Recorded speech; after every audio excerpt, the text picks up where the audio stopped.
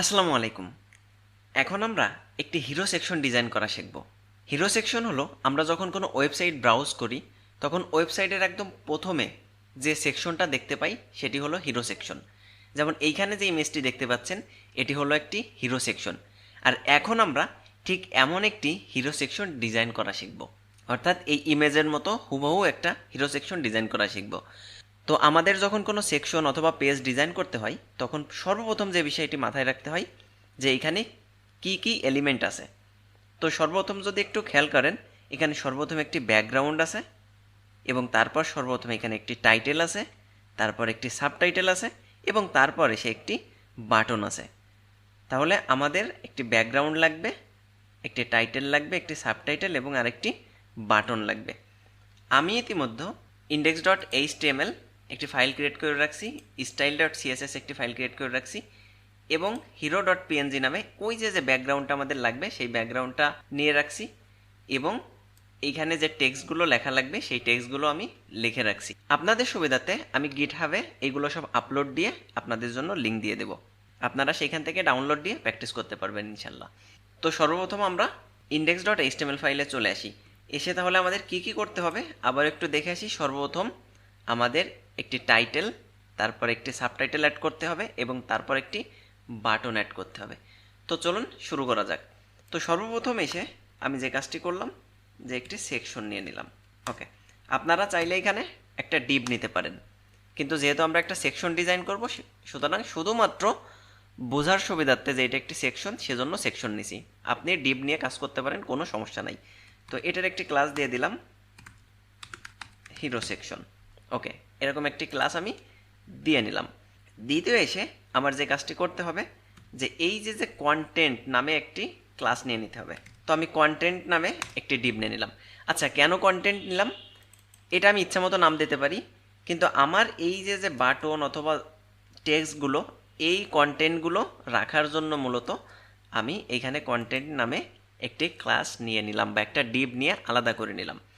আপনি একটা বিষয় মাথায় রাখবেন, আপনি যত ডিবের ভিতর বা প্যারেন্টসের ভিতর চাইল্ড রাখবেন তত বেশি কন্ট্রোল করতে পারবেন, কিন্তু আপনি যদি প্যারেন্টস ছাড়াই চাইল্ডগুলোরে ছেড়ে দেন তাহলে কন্ট্রোল করা খুবই কঠিন, কারণ এরা টুকাই হয়ে যাবে আর কি। জাস্ট ফান করলাম আর কি। তো চলুন এখন এসে সর্বপ্রথম আমি বলে দিলাম, সর্বপ্রথমে আমি এসে এখানে একটি টাইটেল অ্যাড করে নিলাম, মানে টাইটেল একটা ক্লাস, আর তার ভিতর এসে আমি এখানে একটি H1 হেডিং অ্যাড করে নিলাম, আর যার ভিতর এই যে আমাদের যে হেডিংয়ের যে টেক্সটটা ছিল এই টেক্সটটি অ্যাড করে দিলাম। ওকে, একইভাবে আমি এই কন্টেন্টের ভিতর প্রথমে টাইটেল অ্যাড করলাম, দ্বিতীয় এসে এখানে বললাম সাবটাইটেল, আমি এটিকে একটু ক্লোজ করে দিই, সাবটাইটেল অ্যাড করে নিলাম এবং তার ভিতর সাপোজ একটা প্যারাগ্রাফ অ্যাড করে নিলাম এবং সেই প্যারাগ্রাফের ভিতর আমি এই যে সাবটাইটেলে আমাদের যে টেক্সটগুলো ছিল সেই টেক্সটগুলো অ্যাড করে দিলাম। সেভ করলে দেখুন এমন আউটপুট আসছে। আচ্ছা, আউটপুট নিয়ে আমরা পরে চিন্তা করি। ওকে, এরপর আমাদের কি করতে হবে, টাইটেল সাবটাইটেলের পর এরপর একটা বাটন অ্যাড করতে হবে। তো ওকে, কিন্তু সেই বাটনে ক্লিক করলে তো কোথাও যেতে হবে, সুতরাং আমাদের এই সাবটাইটেলের পর একটি অ্যাঙ্কর নিতে হবে। তো আমি একটা অ্যাঙ্কর নিয়ে নিলাম, যেখানে একটি হ্যাশট্যাগ ব্যবহার করলাম এবং এর ভিতর এসে আমরা যে টেক্সটটি দেওয়ার দরকার সেটি হলো আরও জানুন, টেক্সটটি অ্যাড করে নিলাম। এমন একটি আউটপুট আসলো। ওকে, এই যে এই কন্টেন্টগুলো অ্যাড করে নিলাম। এখন আমাদের সিএসএস করার পালা। তো সিএসএস শুরু করার আগে আমি জাস্ট এটিকে বড় করে নিলাম এবং আউটপুটটাকে বড় করে নিলাম যাতে আমার বুঝতে সুবিধা হয়। ওকে, তো সিএসএসে এসে সর্বপ্রথম আমাদের যে কাজটি করতে হবে সেটি হলো বডিতে আসতে হবে এবং বলতে হবে প্যাডিং 0, মার্জিন 0, কারণ আমরা জানি বডির বাই ডিফল্টভাবে মার্জিন থাকে, সেই মার্জিনকে আমরা কি করে দিলাম 0 করে দিলাম। এরপর আপনারা দেখুন সিএসএস করার জন্য একটা কাজ করতে পারেন, এই যে সিএসএসে ক্লিক করে এখানে ক্লিক করতে পারেন। ওকে, যার ফলে কি হবে এই HTML CSS আলাদা আলাদা দুই ভাগে ভাগ করে নিতে পারেন, সেক্ষেত্রে আমাদের ডিজাইন করতে আরও সুবিধা হবে। যেমন আমি সর্বপ্রথম একটা ক্লাস ধরতে হবে, তো সেই ক্লাসের নামটা কি হিরো সেকশন। ওকে, ধরে নিলাম।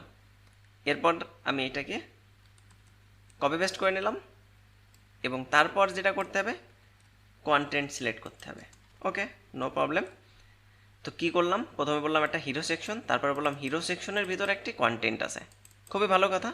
এবং এরপর এসে বলে দিলাম হিরো সেকশনের কন্টেন্টের ভিতরে এসে একটি টাইটেল আছে এবং আরও একটি সাবটাইটেল আছে। দেখুন, এই কন্টেন্টের ভিতর বললাম একটা টাইটেল আছে, হ্যাঁ, হিরো সেকশনের কন্টেন্টের ভিতর একটি টাইটেল, আবার বললাম হিরো সেকশনের কন্টেন্টের ভিতর সাবটাইটেল, তো বললাম হিরো সেকশনের কন্টেন্টের ভিতর সাবটাইটেল। আমি আপনাদের একদম ধরে ধরে শেখাচ্ছি, কারণ এর আগে আমি কোনো ডিজাইন আপনাদের শেখাইনি, আর আমি ধরে নিচ্ছি যে আপনারা একদম বিগিনার লেভেল, সুতরাং আমি প্রতিটা অপশন ধরে ধরে শেখাচ্ছি। ওকে, আর এই যে অ্যাঙ্করটা আমরা ব্যবহার করেছিলাম, এই অ্যাঙ্করের একটি ক্লাস দিয়ে দিলাম, দিয়ে এটা বলে দিলাম মোর বাটন। এটিকে কপি করলাম এবং এখানে এসে বললাম এই যে হিরো সেকশনের ভিতর কন্টেন্টের ভিতর এসে একটা টাইটেল ছিল, একটা সাবটাইটেল ছিল এবং আরেকটি মোর বাটন, এই তিনটাকে আমরা আলাদা আলাদা ধরে নিছি। আশা করি এতটুকু আপনাদের কোনো প্রবলেম নাই। এখন এসে সিএসএস করার পালা। এই যে শুধুমাত্র ধরলাম, দেখুন সর্বপ্রথম বললাম যে আমার একটা হিরো সেকশন আছে, এটাকে, তারপর বললাম হিরো সেকশনের মধ্যে একটা কন্টেন্ট আছে, এটাকে ধরে নিলাম, তারপর হলো হিরো সেকশনের কন্টেন্টের ভিতর একটি টাইটেল আছে, মানে এইটাকে ধরে নিলাম হিরো সেকশনের কন্টেন্টের ভিতর টাইটেল। এবার হিরো সেকশনের কন্টেন্টের ভিতর সাবটাইটেল, এই যে এটাকে ধরে নিলাম, তারপর বললাম হিরো সেকশনের কন্টেন্টের ভিতর এই যে মোর বাটন, এটাকে ধরে নিছি। তো সবগুলোকে ধরে নেওয়ার পরে আমাদের সিএসএস শুরু করাটাই সব থেকে বেটার, আর এই ডিজাইন করাটাও আসলে খুবই সোজা, যেহেতু এখনই আপনারা বুঝে যাবেন। তো এই মুহূর্তে যদি আমি একটা আউটপুটে যাই, কোনো পরিবর্তন নেই, আমাদের এইচটিএমএল ছাড়া সিএসএস এর আপাতত কিছু আমরা করি নাই। ওকে, তো সর্বপ্রথম এসে যে কাজটা করলাম সেটি হলো এই যে হিরো যে সেকশনটা আমরা নিয়েছিলাম, এই হিরো সেকশনের একটা উইথ দিয়ে দিলাম। তো বলে দিলাম যে উইথ হবে 100%, বাই ডিফল্টভাবে 100% থাকে, তো আমি তারপরেও বলে দিলাম 100%। আর একটা হাইট দিয়ে দিলাম, বলে দিলাম যে 650 পিক্সেল একটা হাইট। তো এইখানে হয়েছে, কিন্তু আমরা বুঝতে পারতেছি না, ব্যাকগ্রাউন্ড দেওয়ার পরে বুঝতে পারবো। তো লাস্টে আমরা ব্যাকগ্রাউন্ড ইমেজ শিখছিলাম, ব্যাকগ্রাউন্ড ইমেজ দিয়ে দিলাম। তো এখানে ব্যাকগ্রাউন্ড ইমেজ হিসেবে আমরা এই যে আমাদের যে হিরো ডট পিএনজি ছিল এটাকে সেভ করে দিলাম। এখন যদি আমরা আউটপুটে যাই তাহলে এমন দেখতে পাচ্ছি, যেখানে এই যে রিপিটেশন হয়েছে। তো আমরা যে কাজটা করবো এখন, এই রেপিটেশনটা বন্ধ করে দেব। তো ঠিক আছে, আমি বলে দিলাম ব্যাকগ্রাউন্ড রিপিট, নো রিপিট। তো তাহলে কি হলো, রিপিটেশনটা বন্ধ হয়ে গেল। দ্বিতীয় কি করব, ব্যাকগ্রাউন্ডের পজিশন আমি বলে দিলাম যে সেন্টার। তো সেই ক্ষেত্রে কী হলো, এটি সেন্টারে থাকলো। 3 নম্বরে এসে আমি যে কাজটি করব সেটি হলো ব্যাকগ্রাউন্ডের সাইজ বলে দেব কভার। কভার মানে হলো এই ফুল স্ক্রিন জুড়ে এই যে এইভাবে ব্যাকগ্রাউন্ডটা সেট হয়ে গেছে। এরপর এসে আমাদের কি করতে হবে, দেখুন আমাদের এইরকম একটা ডিজাইন করব। সুতরাং এই যে ফন্ট সাইজ, বড় ফন্ট সাইজ আছে, সুতরাং এই ফন্ট সাইজগুলো চলুন আমরা এখন কন্ট্রোল করি। তার মানে টাইটেল সাবটাইটেলের ফন্ট সাইজগুলো দিয়ে ফেলি। ওকে, তো সর্বপ্রথম আমরা একটা ধরে ধরে ডিজাইন করব। যেমন সর্বপ্রথম আমরা টাইটেলকে ধরলাম। তো এখানে এসে আমরা বললাম যে এই যে আমাদের কন্টেন্টের ভিতর যে টাইটেল আছে, তো এটার কি হবে, ফন্টের সাইজ সাপোজ আমি বলে দিলাম 40 পিক্সেল। তো দেখুন আউটপুটে এমন আসলো। আচ্ছা, একটা বিষয় খেয়াল করেন তো, সেটি হলো এই যে উপর থেকে দেখুন একটি জায়গা নিচ্ছে, এটি সবসময় হয়ে থাকে। কারণ হলো আমরা যখন এই যে H1 ট্যাগ ব্যবহার করব একদম প্রথমে, কোনো একটা কন্টেন্ট শুরু করার প্রথমে, তখন এই ঝামেলাটা H1 করে। এই জন্য এর সহজ উপায় হলো এই যে আমাদের যে টাইটেলের ভিতর যে H1 ছিল এটাকে একবার ধরে নেওয়া। এই টাইটেলের ভিতর কি আছে, একটা H1 ট্যাগ আছে। সুতরাং আমরা জানি ট্যাগ হলে ট্যাগের নাম, ক্লাস হলে ডট ক্লাস নেম, আর আইডি হলে হ্যাশ আইডি নেম। এখন এসে আমরা কি করব, এর মার্জিন টপ 0 করে দেব। তার মানে দেখুন এই যে H1 ট্যাগ আছে, এই H1 ট্যাগের কারণে এই মার্জিন টপ হয়েছে। তো এটা যদি 0 করে দিই, দেখুন আউটপুটে এসে এই উপর থেকে আর কোনো মার্জিন এই মুহূর্তে নাই। তো আশা করি বুঝতে পারছেন যে আমাদের যদি কোনো সেকশনে সর্বপ্রথম একদম প্রথমেই যদি আমরা কোনো H1, H2, H3 ট্যাগ নিই, তাহলে তার বাই ডিফল্টভাবে টপে একটি মার্জিন থাকে, সেটি আমাদের উঠিয়ে নেওয়া উচিত। এখন এসে এই টাইটেলের আমরা কালার হোয়াইট করে দিলাম। তো এখন যদি সেভ করি, দেখুন এই কালারটি কিন্তু হোয়াইট হয়ে গেছে। ওকে, এবার এসে আমাদের এই সাবটাইটেলে চলে আসি। তো সাবটাইটেলে চলে আসলাম। এই যে হলো আমাদের সাবটাইটেল, মানে এই যে সাবটাইটেলটা। ওকে, তো এই সাবটাইটেলে এসে কি করব, সাবটাইটেলে এসে আমি বললাম ফন্ট সাইজ সাপোজ 28 পিক্সেল দিয়ে দিলাম। এখন যদি সেভ করি দেখুন এমন এক ফন্ট সাইজ চলে আসছে। এটারও আমরা কালার দিয়ে দিই সাদা কালার। তো এমন আসছে। এখন একটা বিষয় খেয়াল করেন, আমাদের মূল যে ডিজাইনটা ছিল এই ডিজাইনে দেখুন এইখানে একটা উইথের পরে যে আর কিন্তু কন্টেন্ট এইদিকে যায়নি। তো এইরকম একটা জায়গায় যে এরপরের কন্টেন্ট যাবে না। তো সুতরাং এই কন্টেন্টগুলো আমরা যে কন্টেইনারের ভিতর রাখছিলাম এখানে, এই দেখেন সব কন্টেন্টগুলো আমি এখানে রাখছিলাম কন্টেইনারের ভিতর। তো আমি এখন বলে দেব যে এই কন্টেইনারে একটা উইথ দিয়ে দেব। দিলে কি হবে জানেন, এই টাইটেল সাব টাইটেল সব কিছুর একটা উইথ হয়ে যাবে, কারণ কেউ এর প্যারেন্টসের বাইরে যেতে পারবে না। সেজন্য এই যে যে কন্টেন্ট আমরা নিয়েছিলাম এই কন্টেন্টের একটা উইথ দিয়ে দিলাম 700 পিক্সেল। এখন যদি সেভ করি এবং ব্রাউজারে যাই তাহলে এমনটি দেখতে পাচ্ছেন। আচ্ছা, দ্বিতীয় এসে আমাদের যে কাজটি করা উচিত সেটা হল এইটি একদম উপর থেকে লেগে আছে এবং এইটাও এখানে একদম বাম পাশ থেকে লেগে আছে, কিন্তু আমাদের মূল যে ডিজাইনটা ছিল এই মূল ডিজাইনে মূলত দেখুন এই সাইড থেকে এবং টপ থেকে বেশ কিছু স্পেস আছে। তো আমরা ধরে নিলাম যে এখানে বা 60 পিক্সেল স্পেস আছে। তো এখানে এসে আমাদের যে কন্টেন্ট সেকশন ছিল এটার বলে দিলাম যে এটার পেডিং হবে 60 পিক্সেল। তো সেই ক্ষেত্রে কি হচ্ছে, এই দেখেন এই পাশ থেকে 60 পিক্সেল পেডিং হচ্ছে। এখন দেখুন আমাদের কিন্তু মোটামুটি ডিজাইনটা হয়ে গেছে এরকম, কিন্তু আমাদের আরও কিছু পরিবর্তন করতে হবে। তো তার আগে চলুন তো এই বাটনটা এরকম বানায় আসি, তার মানে আমরা যে অ্যাঙ্কর নিয়েছিলাম এই অ্যাঙ্কর নিয়ে কাজ করে আসি। ওকে, তো এইখানে এসে দেখুন আমাদের অ্যাঙ্কর নিয়েছিলাম মোর বাটন নামে, এই যে অ্যাঙ্কর নিয়েছিলাম এই অ্যাঙ্কর একটি ক্লাস নিয়েছিলাম মোর বাটন, এবং সেটি আমরা ধরে নিয়েছিলাম যে হিরো সেকশন কন্টেন্টের ভিতরে এসে মোর বাটন নামে একটা ক্লাস আছে। তো হিরো সেকশন কন্টেন্ট তার ভিতরে এসে এই যে মোর বাটন নামে যে ক্লাসটি আছে এখানে এসে আমি সর্বপ্রথম যে কাজটি করতে হবে কালার দিয়ে দিলাম। ওকে, কালো কালার দিয়ে দিলাম, যার ফলে দেখুন এটি কালো হয়েছে।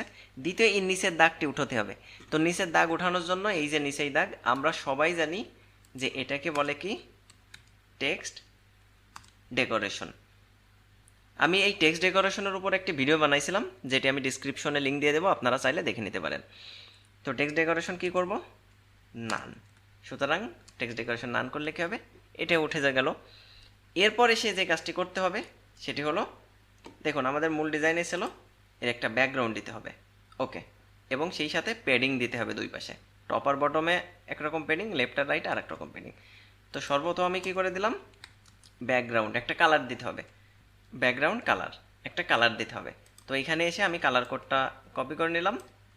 আচ্ছা, আপনাদের যখন ক্লায়েন্ট এরকম ডিজাইন দেবে তখন এই কালার কোড টেক্সট সব দিয়ে দিবে, শুধুমাত্র আপনারা নিয়ে নিয়ে ব্যবহার করলেই হবে। তো কালার কোড আমি এখানে ইউজ করলাম। চলুন তো এখন দেখা যাক আউটপুট এই যে এরকম আসছে। তো দেখুন এই যে একটা ব্যাকগ্রাউন্ড আসছে কিন্তু এর কোনো প্যাডিং নাই, এই প্যাডিং না দেওয়ার কারণে চারিপাশে কোনো স্পেস নেই বাটনের। তো ঠিক আছে, আমরা এই অ্যাঙ্করের একটা প্যাডিং দিয়ে দিলাম। তো বলে দিলাম প্যাডিং টপ আর বটন থেকে নেবে 20 পিক্সেল, লেফট আর রাইট থেকে নেবে 40 পিক্সেল। তো এখন দেখুন এমন একটি আউটপুট কিন্তু আসছে। ওকে, তো সেই সাথে সাথে আমি যেটা করব ফন্টের সাইজ 28 পিক্সেল বড় করে দিলাম। এই যে এরকম আমাদের এইরকম একটা ডিজাইন দরকার ছিল। তো এই মুহূর্তে আমরা এরকম একটা ডিজাইন দেখতে পাচ্ছি। এখন এটা কি করতে হবে, বর্ডার রেডিয়াস করতে হবে, কারণ আমাদের মূল ডিজাইনে আছে এখানে বর্ডার রেডিয়াস। সুতরাং চলুন আমরা এখানে আসলাম, এসে বাটনে কি করলাম বর্ডার রেডিয়াস আমি দিয়ে দিলাম 40 পিক্সেল। ওকে, এখন যদি আমরা আউটপুটে যাই দেখুন এখানে বর্ডার রেডিয়াস কিন্তু হয়ে গেছে। তারপর কি করতে হবে, এর নিচেই কিছু স্পেস দিতে হবে। দেখুন আমাদের এইখানে কিন্তু নিচেই স্পেস দেওয়া আছে, যদিও বা এইটা একটা ইমেজ থেকে আমি ডিজাইন করতেছি যার কারণে এই যে এখানে কতটুকু স্পেস হবে এইগুলো আমরা সঠিক মাপ নিতে পারতেছি না, কিন্তু ক্লায়েন্ট যখন আমাদের দিবে তখন ফটোশপ ফাইল দেবে আর সেখান থেকে আমরা এই মাপগুলো সহজেই পেয়ে যাব। ওকে, তো আমি ধরে নিলাম এখানে 100 পিক্সেল আছে। তো বললাম সাবটাইটেলের পরে যে মার্জিন বটন হবে 100 পিক্সেল। দেখুন এখানে 100 পিক্সেল কিন্তু দূরে চলে আসছে। তো এখন যদি আমরা একটু মিলাই, দেখুন এটা ছিল আমাদের ডিজাইন। আচ্ছা, একটা বিষয় এখানে করা হয়নি সেটি হলো এটা বোল্ড হবে। তো এটি বোল্ড করতে গেলে কি করব, তো এখানে এসে বলে দিলাম ফন্টের ওয়েট কি হবে, বোল্ড হবে। ব্যাস, দেখুন এখানে বোল্ড হয়ে গেছে। যদিও বোল্ড করলে একটু বেশি বোল্ড হয়ে গেছে, কারণ ফন্টের সাইজ অনুযায়ী এক একটা এক এক রকম। তো আশা করি আপনারা বুঝতে পারছেন কি করে এরকম একটি হিরো সেকশন ডিজাইন করতে হয়। আমি এই ব্যাকগ্রাউন্ড ইমেজ এবং টেক্সট সব কিছুই গিটহাবে আপলোড দিয়ে ডেসক্রিপশন লিঙ্ক দিয়ে দেব। আপনারা সেইখান থেকে ডাউনলোড দিয়ে প্রথমে রান করে দেখবেন কোডগুলো, দ্বিতীয় আপনারা নিজে প্র্যাকটিস করবেন, এবং কারোর যদি কোনো সমস্যা হয় কমেন্টস করবেন, আমি রিপ্লাই দেওয়ার চেষ্টা করব। পরবর্তী ভিডিওতে আমরা ফ্লট সম্পর্কে বিস্তারিতভাবে আলোচনা করব। তো সেই পর্যন্ত সবাই ভালো থাকবেন, আল্লাহ হাফেজ।